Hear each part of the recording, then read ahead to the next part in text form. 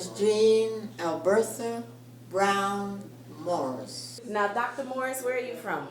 I'm from Charleston, South Carolina. Born in Charleston, raised on the islands around it, Mount Pleasant. So you a Geechee gal? I'm a Geechee gal, all the way. Give us something. I can tell you that I can do you what you want me to do you for what you want me to say to you anytime you want me to.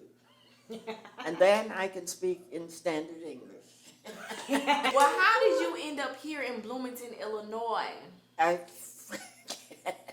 I had this husband who just had to come to Bloomington. Now, for a little bit background on y'all marriage, and I've done my own research, but I'm so honored to be here with you for you to tell me your story. I understand y'all met working in the summer and everything. Yes, we met working in New Hampshire in a summer camp for very rich people that was staffed by a traditional African American staff and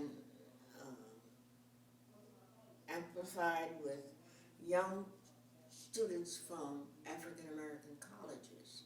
And Charleston was at Johnson C. Smith University in Charlotte, and I was from Spelman. And we met in that college.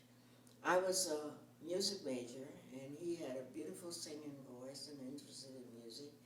And so the thing that brought us together was to form a choir for the young people in that community, most of whom were African American college students.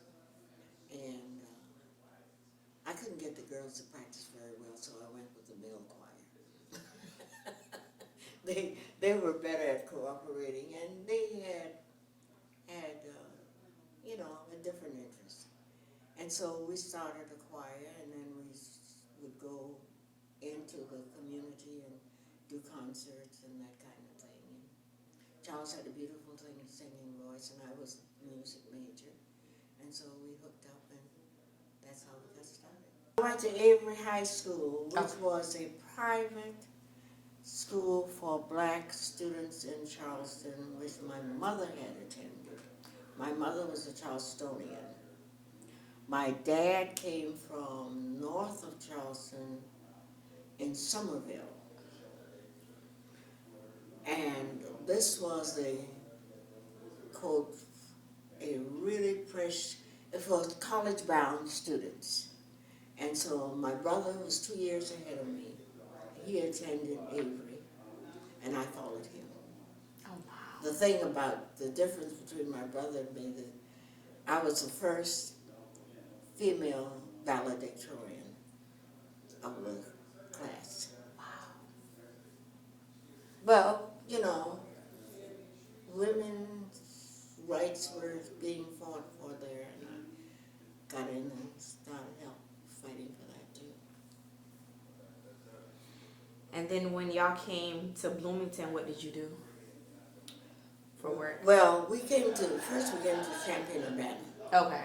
Because Charles had a fellowship there.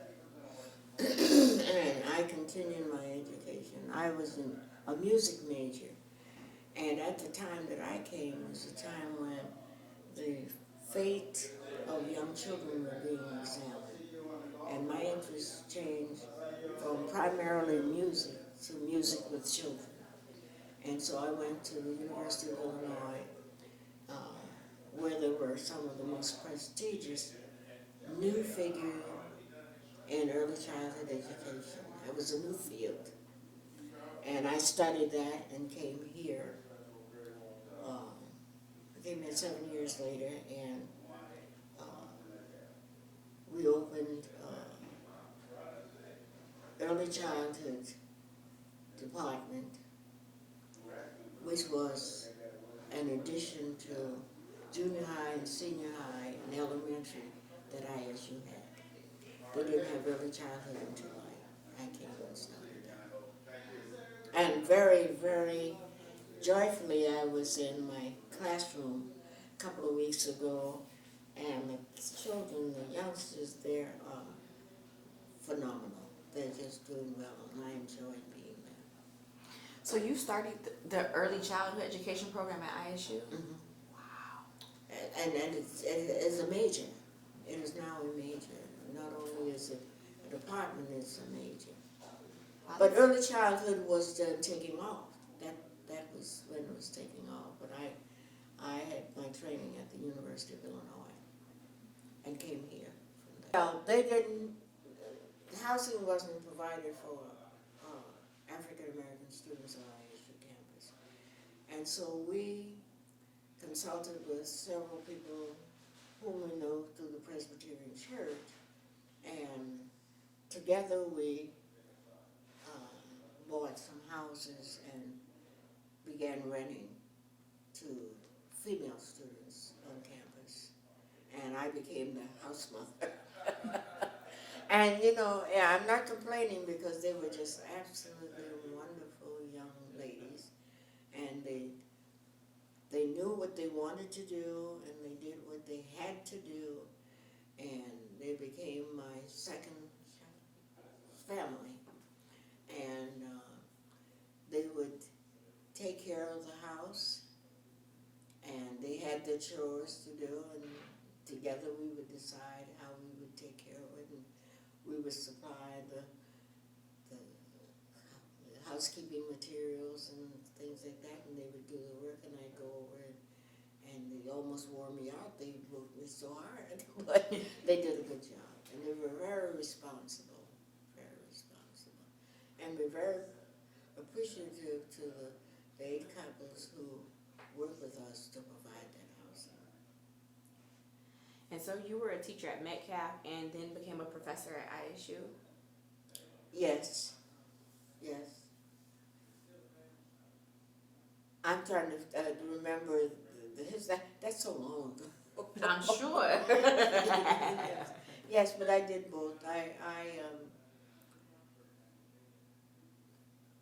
I did early childhood education and taught there and taught young children and taught some classes in early childhood education. But I had my mentors were at the University of Illinois, which was one of the biggest early childhood education departments in the country. As you see people continuing to give you your flowers, what is that like for you? How wonderful they are, and how wonderful they have been, and helpful they have been, and you couldn't have done it without the people around us, the people who at Metcalf, who welcomed me into that system, welcomed our children into that system. We had 2 children, and welcomed the boys and girls from town who were African American into that system. And together we learned about the flowers and the birds and the bees and everybody. We have 2 children.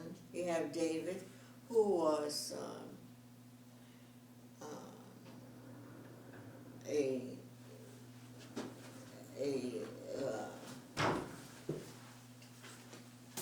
who worked at Biaggi's for many years, and he is now getting ready to do some teaching at Harvard College. And we have a daughter, Lynn, who is a musician and who is now teaching Y at the, who has a degree in music from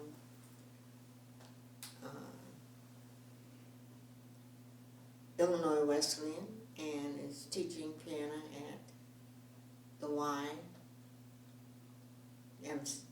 WCA. Any grands?